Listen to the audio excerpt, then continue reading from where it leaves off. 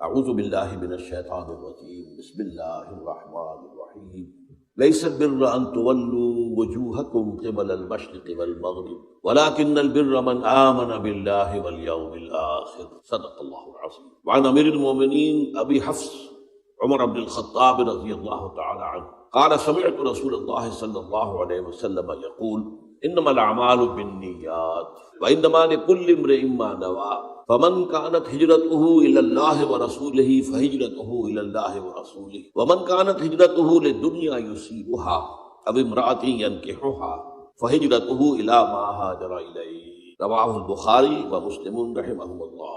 رب اشرح لي صدري ويسر لي امري واحلل عقدة من لساني يفقهوا قولي۔ اللهم ربنا الهمنا رشدنا واعذنا من شرور انفسنا، اللهم ارنا الحق حقا وارزقنا اتباعه وارنا الباطل باطلا وارزقنا اجتنابه، آمین یا رب العالمین۔ آج اللہ کا نام لے کر ہم اربعین نووی کا سلسلے وار مطالعہ شروع کر رہے ہیں، لیکن میں نے اربعین نووی کی جو پہلی حدیث آپ کو سنائی اس سے پہلے سورہ بقرہ کی آیت نمبر 177 کا ابتدائی حصہ بھی پڑھا، اور وہ اس لیے کہ یہ بات واضح ہو جائے کہ قرآن اور حدیث میں کتنا گہرا ربط ہے۔ یوں سمجھیے کہ یہ ایک ہی سکے کے دو رخ، یا جیسے ہم کہتے ہیں ایک ہی تصویر کے دو رخ ہیں۔ قرآن مجید میں جو بات بڑے شاہانہ انداز خطاب میں آتی ہے، احادیث میں وہ بات نہایت سادہ الفاظ میں آ جائے تاکہ تبیین ہو جائے، وضاحت ہو جائے۔ انزلنا الیک الذکر لتبین للناس ما نزل الیہم، اے نبی ہم نے آپ پر یہ الذکر نازل فرمایا ہے تاکہ آپ واضح کریں لوگوں کے لیے وہ چیز جو ہم نے ان کے لیے نازل کی ہے یا ان کی طرف نازل۔ قرآن اصل میں تو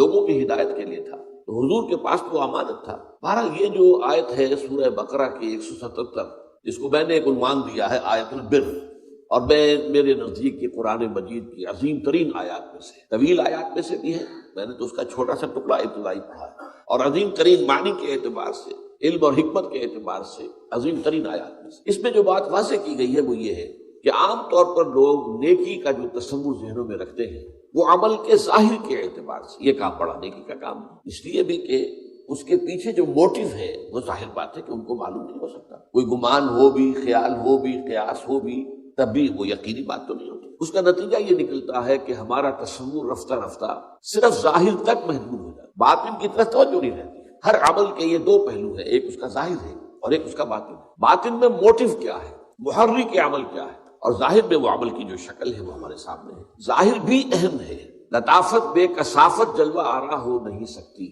لطافت کو، کسی لطیف شے کو واضح ہونے کے لیے بھی کوئی نہ کوئی کثیف شے درکار ہے، اس لیے ظاہر عمل کا وہ اہم ہے، لیکن اصل شے جس پر کہ ایمفیسس ہونا چاہیے وہ عمل کا باطن ہے، یعنی اس کی نیت۔ چنانچہ فرمایا گیا نیکی یہی نہیں ہے کہ تم اپنے چہرے مشرق یا مغرب کی طرف کر لو، بلکہ نیکی حقیقت میں اس کی ہے جو ایمان لایا اللہ پر اور اس کے رسول پر صلی اللہ علیہ وسلم۔ اب اس کا جو درس میں نے بارہا دیا ہے، چونکہ ہمارے مرتب کردہ منتخب نصاب جو ہے مطالعہ قرآن حکیم کا منتخب نصاب، اس کا درس نمبر 2 ہے، تو بڑی تفصیلی مباحث جو ہے وہ میں نے کی ہے اس پر۔ تو یہاں پر یہ بات جو واضح کرنے کی ہے وہ یہ ہے کہ ایمان سے اس نیکی کا تعلق کیا ہے۔ ایمان در حقیقت موٹیو کو معین کرتا ہے۔ نیکی اللہ کی نگاہ میں صرف وہ عمل ہوگا جو صرف اللہ کی رضا کے لیے کیا جائے اور جس کی جزا صرف آخرت میں مطلوب۔ اگر دنیا میں کوئی جزا چاہیے تو پھر تو یہ دھندا ہے، کاروبار ہے، تو یہ نیکی نہیں۔ ٹھیک ہے، کاروبار جائز ہے، کاروبار بھی کیجئے، کاروبار کی شکل میں کیجئے، لیکن نیکی کا نبادہ اوڑھ کر اصل میں بیچ میں دھندا اور کاروبار،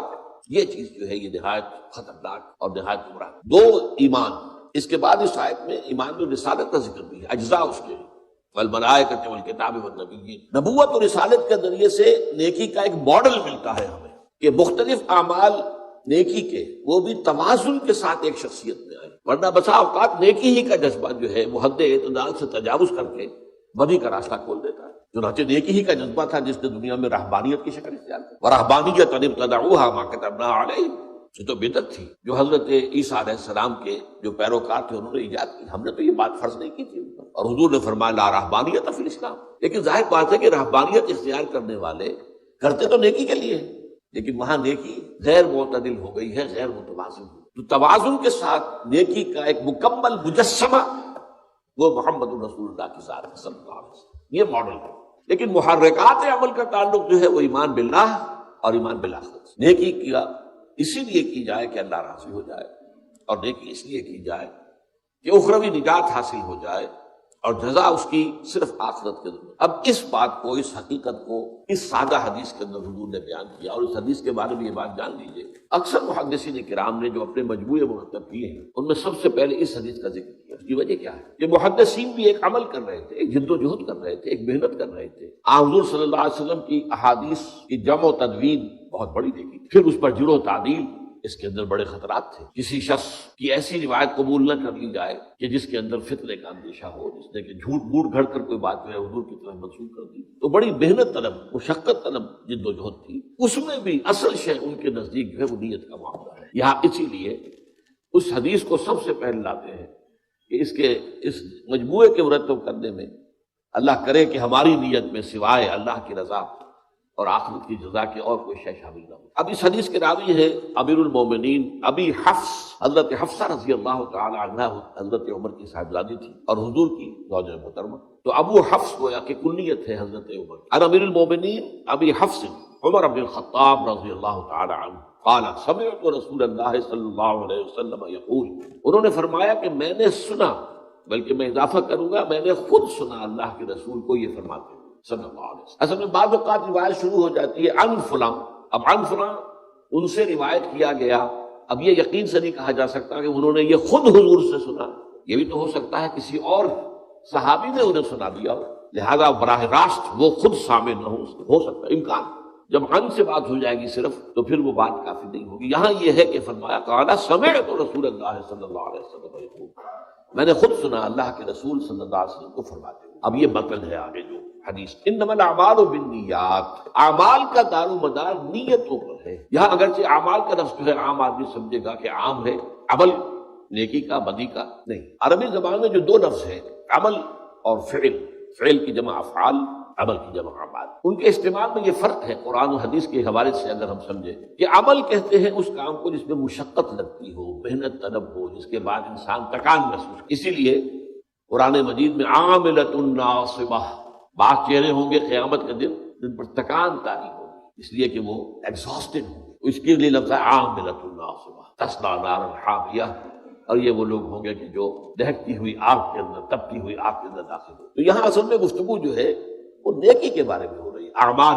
چنانچہ میں بعض آیات آپ کو اور بھی سناؤں گا، یہ مضمون اتنا اہم ہے کہ قرآن مجید کی اور احادیث کے بعد اور حوالے اس کے ساتھ میں دوں گا۔ مراد یہاں پر ہے نیک اعمال، اعمال انما الاعمال بالنیات۔ یہ نہیں ہے کہ آپ برائی کا کام کر رہے ہو، معصیت کا کام کر رہے ہو کہ میری نیت تو نیک ہے، یہاں پر اس کا اطلاق نہیں ہوگا، بدی پر نہیں ہوگا، برائی پر نہیں ہوگا، معصیت کے کام پر نہیں ہوگا، گناہ کے کام پر نہیں ہوگا۔ اس حدیث کا جو اطلاق ہو رہا ہے وہ نیکیوں پر ہوگا۔ انما الاعمال بالنیات وانما لکل امرئ ما نوى، اور ہر شخص کے لیے وہی کچھ ہے، وہی اسے بدلہ ملے گا جس کی اس نے نیت کی۔ عمل کا ظاہر کچھ بھی ہو، لیکن اللہ کی نگاہ میں اصل شے یہ ہوگی کہ اس کے پیچھے اس کی نیت کیا تھی، ارادہ۔ عرف عام میں ہم بھی کہتے ہیں الیکشن کا دور آنے والا ہے، وقت آنے والا ہے، اب بڑا چودھری، بڑا سرمایہ دار، محل میں رہنے والا وہ نکلتا ہے، گلیوں میں جاتا ہے، غریبوں سے ملتا ہے، بغل گیر ہوتا ہے، میلے کچیلے بچے ان کو بھی گود میں اٹھاتا ہے، پیار کرتا ہے۔ سب کو معلوم ہے کس لیے ہو رہا ہے، یہ کوئی نیکی نہیں ہے، یہ کوئی شفقت اور محبت جو ہے وہ نہیں ہے، بلکہ یہ تو دھندا ہے، انہیں ووٹ چاہیے۔ تو ہم بھی عرف عام میں یہ فیصلہ کرتے ہیں، لیکن بعض چیزیں تو جو کہ ہمارے مشاہدے میں بالکل نمایاں ہوتی ہیں، لیکن بعض مخفی ہوتی ہیں۔ اس کے لیے تو انسان کے اندر جب تک سیلف سینسر پیدا نہ ہو جائے، ذاتی طور پر اپنے اوپر ایک محاسبہ کرتے رہنا کہ میں کیا کر رہا ہوں، کس لیے کر رہا ہوں، کہیں میری نیت میں کوئی فساد تو نہیں پیدا ہو گیا، کہیں شیطان کے کسی زیر اثر کوئی ملوث تو نہیں ہو گئی ہے میری نیت کسی بدی کے ساتھ۔ تو انما الاعمال بالنیات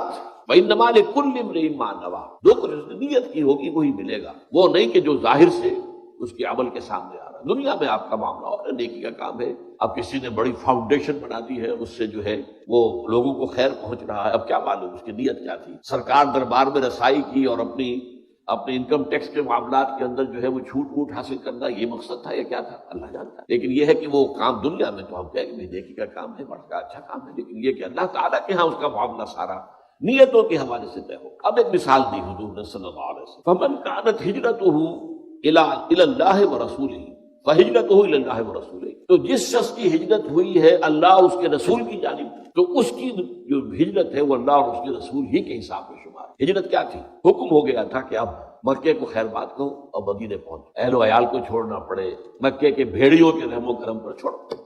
حکم۔ اسی طریقے سے جو ادھر ادھر کے بکھرے ہوئے قبائل میں مسلمان تھے انہیں بھی حکم تھا کہ اپنے قبیلوں کو چھوڑو اور آؤ مدینے۔ اس کی وجہ کیا تھی؟ یہ میں نے اپنی کتاب میں منہج انقلاب نبوی میں اس کو پوری طریقے سے واضح کیا دلائل کے ساتھ۔ اب وہ دور آ رہا تھا حضور کی جد و جہد میں کہ جس میں براہ راست تصادم ہونا تھا کفر کے ساتھ، لہذا ضرورت تھی کہ پوری قوت ایک مرکز پر جمع ہو جائے۔ اگر قوت منتشر ہے، کچھ لوگ یہاں ہیں، کچھ وہاں ہیں، کچھ یہاں ہیں، کچھ وہاں ہیں، تو کوئی ایک جو ہے مؤثر اقدام نہیں کیا جا سکتا۔ لہذا یہ ہجرت فرض تھی۔ اس سے پہلے 2 ہجرتیں ہوئی تھیں، وہ والنٹری تھی، اختیاری تھی، حبشہ کی طرف۔ اس میں صرف اجازت دی گئی تھی کہ اگر یہاں کی سختیاں نہیں جھیلی جا رہی، اگر صبر کا پیمانہ لبریز ہو رہا ہے، برداشت سے باہر ہو گیا معاملہ، جاؤ ٹھیک ہے، چلے جاؤ، حبشہ میں جا کر پناہ گزین ہو جاؤ۔ وہ پناہ گزینی تھی اس لیے کہ وہاں ایک بادشاہ ہے جو نیک ہے، اچھا ہے، عادل ہے، منصف ہے۔ لہٰذا وہ ہجرت جو تھی وہ فرض نہیں تھی، وہ اختیاری تھی۔ یہ ہجرت فرض تھی اس لیے کہ یہ تو حضور کی انقلابی جد و جہد کے اندر ایک اہم قدم کی حیثیت رکھتی۔ اب ہجرت کا ظاہر کیا ہے؟ کوئی شخص مکہ چھوڑ کر مدینے آ گیا ہے، مہاجر ہے، ہم تو یہی کہیں گے نا، اور کیا کہیں گے؟ لیکن یہ کہ اس کی ہجرت کا اصل سبب اللہ اور اس کے رسول پر ایمان اور ان کی محبت اور ان کے حکم کی پیروی ہے یا کوئی اور مقصد ہے، یہ اللہ جانتا ہے۔ اب اس کی 2 مثالیں دیں۔ پہلے تو فرمایا فمن کانت ہجرتہ الی اللہ ورسولہ، اگر یہی ہے تو ان کی ہجرت جو ہے اللہ اور اس کے رسول ہی کے حساب میں رہے گی، انہیں اجر و ثواب پورا ملے گا۔ ومن کانت ہجرتہ لدنیا یصیبھا، اور جس کسی کی ہجرت ہوئی ہے دنیا کے حصول کے لیے تاکہ دنیا حاصل کر لے، او امرأۃ ینکحھا، یا ہجرت کی ہے کسی عورت کے لیے کہ اس سے نکاح کرنا ہے، فہجرتہ الی ما ہاجر الیہ، تو پھر اس کی ہجرت جو ہے اللہ کا اس کے رسول کے حساب میں شمار نہیں ہوگی، وہ تو جس چیز کے لیے ہجرت اس نے کی ہے اسی کے حساب میں شمار ہے۔ اب اس کو سادہ سے مثال سے میں سمجھا دوں کہ مثلا مکے میں کوئی مسلمان کوئی دکانداری کرتا ہے یا کوئی جیسے کہ حضرت خباب لوہار تھے رضی اللہ تعالیٰ۔ اب ظاہر بات ہے کہ جو وہاں پر کشیدگی ہو چکی تھی اہل ایمان اور کفار کے درمیان، تو کفار تو ان سے کام کراتے نہیں ہوں گے، تو اہل ایمان ہی کی طرف سے جو بھی ان کے لیے ہو سکتی تھی کوئی موقع جو ہے معاش کا پیدا ہوتا تھا۔ اب اگر وہ لوگ چلے گئے، اب یہ کیا کریں؟ اب اس وجہ سے کہ میرے جو گاہک تھے وہ تو چلے گئے، یہ فرض کر رہا ہوں، اس کی وجہ سے وہ بھی ہجرت کر رہے ہیں، تو یہ باریک بات ہے، یہ اللہ کے علم میں ہے۔ کوئی شخص جو ہے خود ان کے بارے میں یہ بات نہیں کہہ سکتا، کوئی حکم نہیں لگا سکتا، اللہ کے علم میں۔ تو اللہ تعالیٰ تو اپنے علم کے حساب سے حضور کو بتا رہا ہے، حضور ہمیں بتا رہے ہیں۔ ایسی شکل بھی ہو سکتی ہے، یا یہ کہ کوئی کسی خاتون سے نکاح کا خواہش مند تھا، وہ خاتون ہجرت کر کے چلی گئی، اب یہ بھی کچے دھاگے سے وزے پہنچ رہے، تو اب یہ ان کی ہجرت جو ہے یہ ظاہر بات ہے اللہ اور اس کے رسول کے لیے شمار نہیں ہوگی، بلکہ اس خاتون کے عشق اور محبت کے کھاتے میں آئے گی۔ کہتے ہیں کہ ایک صاحب تھے مہاجر ام قیس ان کو کہا جاتا تھا، ام قیس کے مہاجر، مشہور ہو گیا ہوگا۔ یہ 2 مثالیں دے دی، فہجرتہ الی ما ہاجر الیہ، تو ان کی ہجرت بظاہر تو عمل وہی ہے جو ایک مومن صادق نے کیا ہے کہ وہ مکے سے اپنی بود و باش اپنی رہائش ترک کر کے مدینے میں آگے حاضر ہو گئے، لیکن یہ ہے کہ اس کے پیچھے اصل موٹو کیا تھا، ساری بات کا دار و مدار اللہ کے ہاں دار و مدار اس پر۔ دنیا میں ہم فیصلے نہیں کر سکتے نیتوں کے بارے میں، کسی کی نیت پر شک کرنا، حملہ کرنا جائز نہیں، ہمیں کیا معلوم؟ یہ دلوں کا حال ہے اور دلوں کا حال اللہ جانتا ہے، علیم بذات الصدور اللہ تعالیٰ۔ وہ جو فرمایا گیا کہ ان اللہ لا ينظر الى صورکم ولا الى اموالکم ولكن ينظر الى قلوبکم واعمالکم، اللہ تمہاری صورتوں اور مالوں کو نہیں دیکھتا، وہ تمہارے دلوں کو دیکھتا ہے اور تمہارے اعمال کو دیکھتا ہے۔ عمل صحیح ہے، نیک ہے، اور دل میں اس کے لیے جو موٹیو اور جذبہ تھا، وہ جو قوت محرکہ تھی، وہ بھی صحیح، وہ عمل ہے جو اللہ کے ہاں مقبول ہو۔ اب اسی کے حوالے سے میں چند حدیثیں، کس انتہا تک یہ بات حضور نے پہنچائی ہے۔ حضور نے فرمایا من صلی یرائی فقط اشرک، ومن صام یرائی فقط اشرک، ومن تصدق یرائی فقط اشرک، جس نے دکھاوے کے لیے نماز پڑھی اس نے شرک کیا۔ اب نماز تو بہت بڑا نیکی کا فعل ہے، یہ تو ارکان اسلام میں سے رکن اعظم ہے، لیکن اس کے پیچھے بھی نیت اگر دکھاوے کی ہے، ریاکاری کی ہے، اپنی دینداری کا اور اپنی تقوی کا روب گانٹنا ہے لوگوں کے اوپر، تو پھر یہ شرک ہے۔ ومن صام یرائی فقط اشرک، اور جس نے روزہ رکھا دکھاوے کے لیے اس نے شرک کیا۔ ومن تصدق یرائی فقط اشرک، اور جس نے صدقہ و خیرات دیا دکھاوے کے لیے ریاکاری میں، اس نے شرک کیا۔ اور شرک سے زیادہ بڑا گناہ، گناہنا گناہ اور کوئی نہیں۔ 2 مرتبہ سورہ نساء میں یہ آیت آئی ہے، ان اللہ لا یغفر ان یشرک بہ ویغفر ما دون ذلک لمن یشاء، اللہ تعالیٰ اسے ہرگز نہیں بخشے گا کہ اس کے ساتھ شرک کیا جائے، ہاں اس سے کم کر جس کو چاہے گا معاف فرما دے۔ ایک اور حدیث میں اس سے بھی زیادہ باریک بات کہی گئی، شرک خفی یہ ہے کہ اگر کوئی شخص نماز پڑھ رہا ہو اور اسے یہ محسوس ہو کہ کوئی اسے دیکھ رہا ہے تو وہ سجدہ لمبا کر دے، یہ شرک خفی ہے۔ ایک شرک جلی ہوتا ہے جو نظر آ رہا ہے شرک ہو رہا ہے، بت کو سجدہ کیا جا رہا ہے، قبر کو سجدہ کیا جا رہا ہے، شرک جلی ہے۔ ایک شرک خفی ہے، چھپا ہوا شرک، اندر دل میں، کہ آپ نماز پڑھ رہے ہیں، آپ نے دیکھا کچھ لوگ دیکھ رہے ہیں مجھے، تو آپ لمبا سجدہ کر دیے، اس کا آپ تجزیہ کر سکتے ہیں، سمپل میتھمیٹکس ہے۔ اگر وہ پہلے 5 سیکنڈ کا سجدہ کر رہا تھا اور اب اس نے 10 سیکنڈ کا سجدہ کیا ہے، تو یہ 5 اضافی کس کے لیے کیے؟ 5 تو ہو گئے اللہ کے لیے، پہلے وہ کر رہا تھا، لیکن یہ 5 جو اضافی منٹ لگے ہیں یہ کس کے لیے؟ تو لوگوں کے لیے، ریاکاری کے تحت۔ حضور صلی اللہ علیہ وسلم کی دعوت سے اور تربیت سے جس حد تک باریک بینی آ گئی تھی صحابہ کرام میں، اس کی مثال جو ہے حضرت علی رضی اللہ تعالیٰ عنہ کا ایک واقعہ ہے۔ عین جنگ میں ایک شخص سے دو بدو مقابلہ ہوا اور حضرت علی رضی اللہ تعالیٰ عنہ نے اس کافر کو، مشرک کو زیر کر لیا، اس کے سینے پر سوار ہو گئے۔ اب خنجر بھونکنے والے تھے کہ اس نے نیچے پڑے ہوئے بھی منہ پر تھوک دیا حضرت علی رضی اللہ تعالیٰ۔ اب حضرت علی سے چھوڑ کر کھڑے ہو گئے، وہ حیران ہوئے، وہ جسے آپ انگریزی میں کہتے ہیں to add insult to injury, میں نے جو اور توہین کی تھی، کی انسلٹ کی، یہ مجھے چھوڑ کر کھڑے ہو گئے، کیوں؟ پوچھا۔ تو حضرت علی فرماتے ہیں دیکھو میری تم سے کوئی ذاتی دشمن، میں تمہیں صرف اللہ کے لیے قتل کر رہا ہوں، لیکن اب اگر میں قتل کرتا تو میرے نفس کا انتقام بھی شامل، تم نے میری توہین کی تو میں گویا کہ اپنے نفس کے انتقام میں اس کا بدلہ لینے کے لیے بھی ایک نیت کے اندر میرے یہ ذاتی بات بھی شامل ہو جاتی، اس لیے میں نے تمہیں چھوڑا۔ اس میں ذرا غور کیجئے، جنگ کا معاملہ ہو اور وہ تو انتہائی جذبات کی گرمی کا وقت ہوتا ہے، یا مرو یا مار دو، اس حالت میں بھی نگاہ رہے اپنی دل کے اوپر اور اپنی نیت کے اوپر، یہ کمال ہے تربیت کا محمد رسول اللہ صلی اللہ علیہ وسلم۔ اب یہ مضمون قرآن مجید میں 3 جگہ آیا ہے بڑے حسین تمثیلوں کے پیرائے میں۔ سورہ نور کا جو درمیانی رکوع ہے 5واں رکوع، وہ قرآن مجید کے بڑے اہم مقامات میں سے، حکمت کا یہ بڑے بڑے موتی، 3 تمثیلیں دی گئی۔ پہلے ایک مومن صادق کی کہ اس کے دل میں نور ایمان ہوتا ہے، اور یہ نور ایمان 2 نوروں سے مل کر امتزاج سے بنا ہے، نور فطرت اور نور وحی، نور علی نور۔ پھر اس کی شخصیت کی جھلک دکھائی گئی، اس کے اعمال کیسے ہو۔ ایک دوسری مثال دی گئی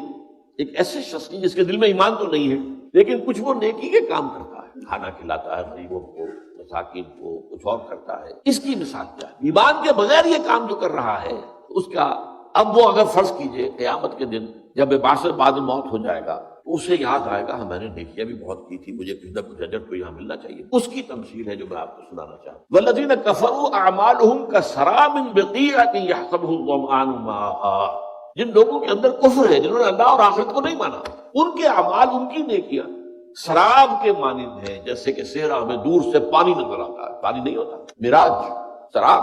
اب پیاسا آدمی جا رہا ہے، دوڑ رہا ہے، بھاگتا ہوا، جب ایگزاسٹ ہو گیا، بھاگ نہیں سکتا تو کھسکتا ہے، گھسٹتا ہوا بھی جاتا ہے، حتی اذا جاءہ لم یجدہ شیئا، جب وہاں پہنچتا ہے تو کچھ نہیں پاتا، کوئی پانی نہیں۔ ووجد اللہ عندہ فوفاہ حسابہ، وہ اللہ کو پائے گا وہاں جو اسے اس کا حساب پورا پورا دے دے گا۔ تمہارے اعمال میں نیت غلط تھی لہذا زیرو ہے، یہاں پہ کوئی مطلب۔ تو سراب کے مانند نیکیاں، سراب کے مانند انسان اپنے آپ کو سہارا دیتا ہے، اپنے آپ کو دھوکہ دیتا ہے، لیکن اگر اس میں وہ خلوص نیت نہیں ہے، اخلاص نیت نہیں ہے، اگر صرف اللہ کی رضا اور آخرت کی جزا پیش نظر نہیں ہے تو وہ نیکی نہیں ہے، اس کے اللہ تعالیٰ کی میزان میں کوئی بدل نہیں۔ بڑی پیاری بات ہے۔ پھر تیسری مثال بھی دی، کچھ لوگ ایسے ہوتے ہیں، یعنی یہ جو درمیانی آدمی بیان کیا میں نے ابھی، والذین کفروا اعمالهم کسراب بقیعۃ، ان کے دلوں میں تو نور نہیں ہے لیکن عمل میں کچھ نہ کچھ روشنی کی جھلکیں نظر آتی ہیں نا، نیک کام کر رہا ہے۔ کچھ لوگ وہ ہوتے ہیں کہ جن کے دل میں بھی تاریکی ہی تاریکی اور عمل میں کوئی جھوٹ موٹ کی نیکی کی روشنی بھی نہیں، خالص دست پرست، خالص مفاد پرست،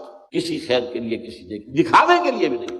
ان کو کہا گیا ہے ظلمات بعضها فوق بعض، ایک انتہا پر نور علی نور، نور پر نور، وہ مومنین صادقین جن کا باطن منور ہے نور ایمان سے اور ظاہر مزین ہے اعمال صالحہ سے، نور علی نور۔ اللہم ربنا اجعلنا منہم، اللہ ہم سب کو ان میں شامل ہونے کی توفیق عطا فرما۔ ایک وہ ہے کہ جن میں وہ ایمان تو ہے نہیں، ظاہر جو ہے کچھ ملمے کی نیکی ہے، ملمے کی چمک ہے، تو وہاں بہرحال اجر و ثواب نہیں ہوگا، تو سراب کے مانند ہوگی اس کی نیکیاں، اس کے اعمال۔ وہ امید میں آگے بڑھے گا کہ اس تک پہنچے گا لیکن وہاں تو اللہ اس کا حساب چکانے کے لیے موجود ہوگا۔ اور تیسرے وہ او کظلمات فی بحر اللجی یغشاہ موج من فوقہ موج من فوقہ سحاب ظلمات بعضها فوق بعض، اندر بھی تاریکی ہی تاریکی اور عمل میں کوئی جھوٹ موٹ کی نیکی کی چمک بھی نہیں۔ اچھا، دوسرا مقام ہے سورہ ابراہیم آیت نمبر 18، مثل الذین کفروا بربہم اعمالهم کرماد اشتدت به الريح في يوم عاصف لا يقدرون مما كسبوا على شيء ذلك هو الضلال البعید۔ اس قدر خوبصورت یہ تمثیلیں ہیں یہاں پر، فصاحت اور بلاغت کی معراج ہے۔ کلام الملوک کے ملوک الکلام ہے، اللہ کا کلام ہے۔ وہ لوگ جنہوں نے کفر کیا، اللہ اور آخرت پر ان کا ایمان نہیں، اعمالهم، ان کی نیکیاں جو ظاہر میں نیکیاں نظر آتی ہیں، ان کے اعمال، ان کی مثال ایسے ہے کرماد کہ جیسے راکھ کا ایک ڈھیر ہو، اشتد بہ الریح فی یوم عاصف، ایک جھکڑ والے دن وہ ہوا تیزی سے چلے اور راکھ کو بکھیر دے، کوئی وجود نہیں ہے اس کا۔ فرمایا لا یقدرون مما کسبوا علی شیء، وہ جو کچھ انہوں نے کمائی کی تھی اپنے خیال پہ، نیکیاں کمائی تھی، نیک اعمال کیے تھے، ان میں سے کسی کے اجر و ثواب پر انہیں قدرت حاصل نہیں ہوگی، کچھ نہیں ملے گا، کوئی فائدہ نہیں، اس لیے کہ وہ سب دکھاوے کی نیکیاں تھی، ریاکاری کی نیکیاں تھی۔ مثل الذین کفروا بربہم اعمالہم کرماد اشتدت بہ الریح فی یوم عاصف لا یقدرون مما کسبوا علی شیء ذلک هو الضلال البعید۔ اب اس میں آخری جو تمثیل ہے یہ سورہ فرقان میں آئی، یہ تو ایک عجیب ورلڈ پکچر جسے کہنا چاہیے، الفاظ میں ایک چیز کا یہ تصویر بنا دینا، اور نقشہ کیا ہے؟ وَقَدِمْنَا إِلَىٰ مَا عَمِلُوا مِنْ عَمَلٍ فَجَعَلْنَاهُ هَبَاءً مَّنثُورًا۔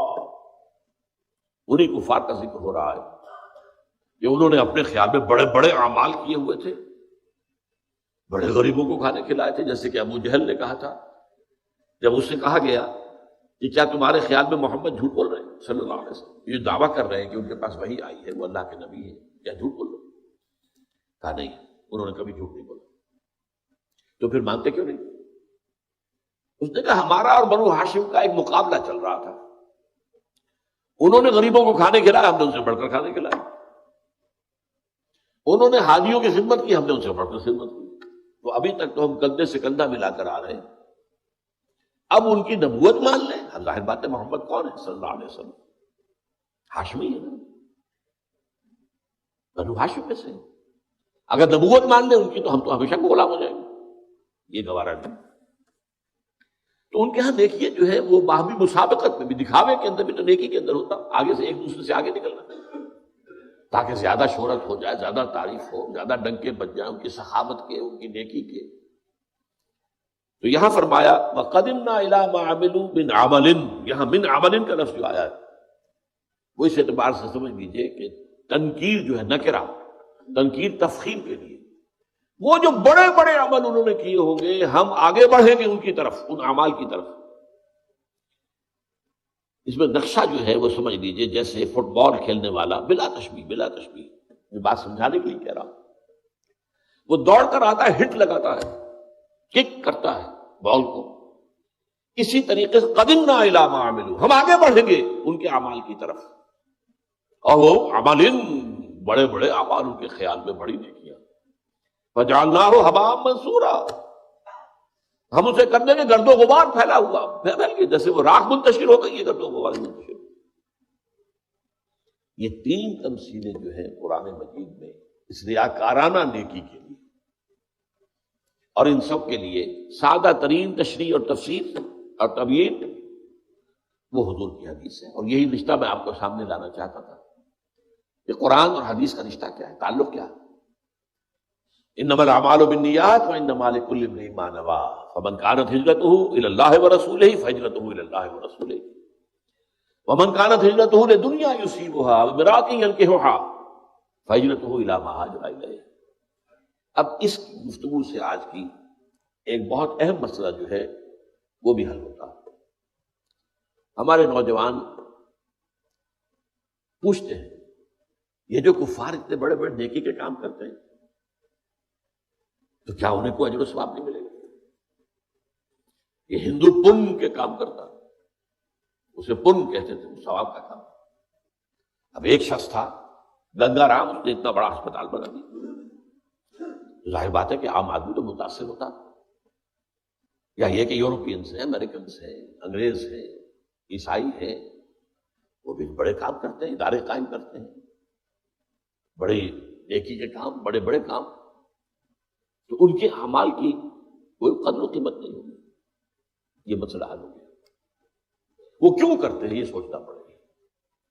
اگر وہ اللہ کو نہیں مانتے، آخرت کو نہیں مانتے، تو پھر کوئی اور موٹیو ہے،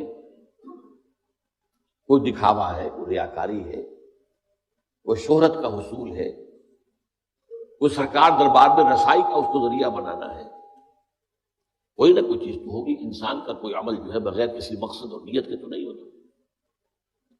فرض کیجئے آپ یہ کہیں کہ فرض کیجئے ایک شخص خدا کو بھی مانتا ہے، اور آخرت کو مانتا، رسول کو نہیں مانتا۔ سوال یہ ہے کہ کیوں نہیں مانتا؟ ایک ایسے شخص کا معاملہ تو مختلف ہو جائے گا جس تک رسول کی دعوت پہنچی نہیں، اس کا معاملہ جو ہے وہ اگر توحید پر قائم ہو اور آخرت کو مانتا ہو تو اللہ تعالیٰ کے ہاں اس کے اعمال قبول ہو جائیں گے، کیونکہ رسالت کا پیغام پہنچا ہی نہیں۔ اب حضور کے زمانے میں آپ کو معلوم ہے پیغام تو ابھی صرف عرب کی حدود تک پہنچا تھا، یا اس کے بعد آپ نے خطوط لکھے تھے، صرف بادشاہوں کو لکھے تھے، عوام تک تو نہیں گئے تھے، یا پھر فتوحات کے بعد جو ہے وہاں کے لوگوں نے اسلام کو بھی سمجھا، اسلام کو دیکھا، مسلمانوں کو دیکھا، اسلام کی برکات کو دیکھا، لیکن چین میں رہنے والوں تک تو کچھ نہیں ہوا تھا۔ لہذا وہ لوگ جو ہے مستثنیٰ ہوں گے، ان کا علیحدہ معاملہ ہے، ان سے توحید پر معاملہ ہے۔ لیکن جن تک پیغام پہنچ گیا، فرض کیجئے یہ بات ہی پہنچی ہے کہ محمد نام کے ایک شخص صلی اللہ علیہ وسلم گزرے ہیں جنہوں نے نبوت کا دعویٰ کیا، تو اگر کوئی حق پرست ہوگا تو تحقیق کرے گا، بیٹھا نہیں رہے گا، وہ اپنے طور پر تحقیق کرے گا، معلوم کرے گا۔ تو حق کی اگر طلب ہے، ہدایت کی اگر کوئی ہدایت کا جویا ہے، تلاشی ہے، تو وہ لازماً اللہ اسے پہنچا دے گا۔ وَالَّذِينَ جَاهَدُوا فِينَا لَنَهْدِيَنَّهُمْ سُبُلَنَا، جیسے حق کی طلب میں حضرت سلمان فارسی رضی اللہ تعالیٰ عنہ، انہوں نے کتنی محنت کی ہے، کتنی جد و جہد کی ہے۔ مجھے تو بسا اوقات محسوس ہوتا ہے کہ حضرت ابراہیم علیہ السلام کے یوں سمجھیے کہ ہر اعتبار سے ایک ریپلیکا سا نظر آتا ہے، شخصیت کے اعتبار سے۔ فارس میں پیدا ہوئے، باپ جو ہے آتش خانے کا اہم پجاری یا جو بھی کہیں ذمہ دار تھا۔ اب ان کے دل میں یہ بات آئی کہ یہ کیا تماشا ہوا، آگ ہم جلائیں، ایندھن ہم ڈالیں تو آگ جلے، اور پھر اسی کے آگے ہاتھ جوڑ کر کھڑے ہو جائیں، بغاوت کی، ایک اللہ کو مانوں گا میں تو۔ جیسے حضرت ابراہیم علیہ السلام کو باپ نے نکال دیا تھا، وَاہْجُرْنِی مَلِیًّا، نکل جاؤ میری نگاہوں کے سامنے سے، ورنہ لَأَرْجُمَنَّکَ، میں تمہیں رجم کر دوں، سنسار کر دوں۔ ایسے ہی باپ نے انہیں بھی نکال دیا۔ جیسے حضرت ابراہیم نے ہجرت کی، وہ عراق سے کی شام کی طرف، ارم میں پیدا ہوئے تھے، یہ عراق کا ایک شہر تھا، ہجرت کر کے گئے شام۔ ایسے ہی یہ ہجرت کر رہے ہیں ایران سے عراق، عراق سے متصل شام ہے، ایران سے متصل جو ہے عراق ہے، اور وہاں جو ہے انہوں نے جا کر عیسائیت اختیار کر لی، اس لیے کہ اس وقت تک اسلام عیسائیت ہی تھا، حضور کی تو بعثت ابھی ہوئی نہیں۔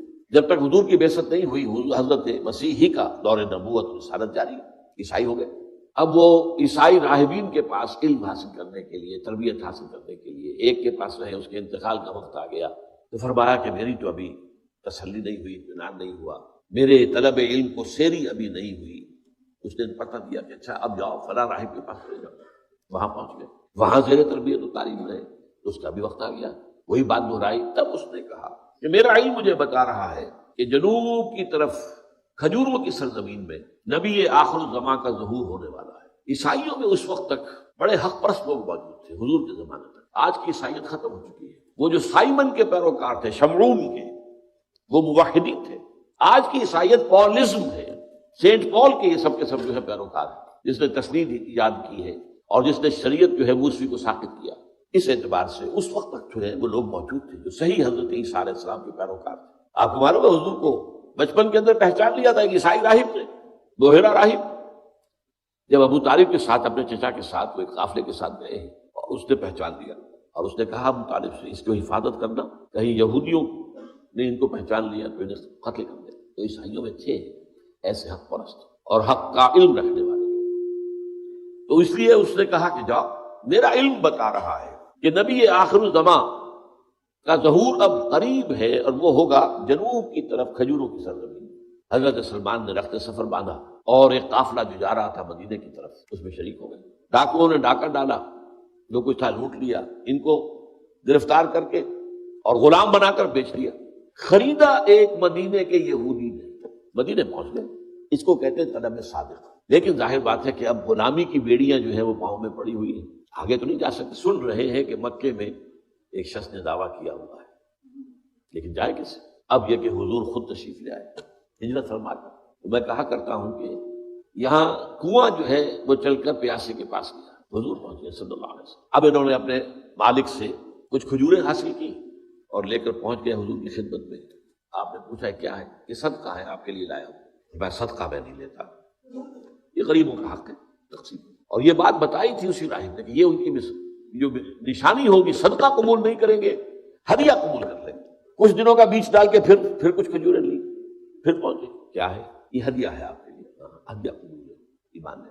اب دیکھیے طلب حق کے اندر ایک انسان اگر اس کی طلب صادق ہے تو کیا کیا مشقتیں جھیلتا ہے۔ لہذا اگر کوئی شخص جس تک اس محمد الرسول اللہ کا پیغام پہنچ چکا ہو اور پھر وہ ایمان نہ لائے، تو یا تو وہ کسی عصبیت جاہلی کے اندر مبتلا ہے، اپنے زوم میں مبتلا ہے، اور یا یہ ہے کہ اس کے اندر طلب صادق اور طلب حق جو ہے وہ موجود نہیں.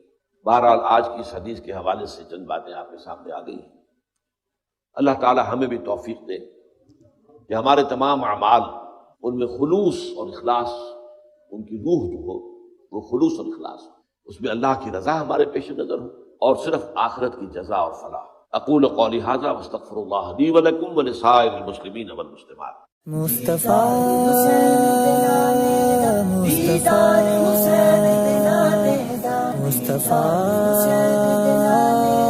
مصطفیٰ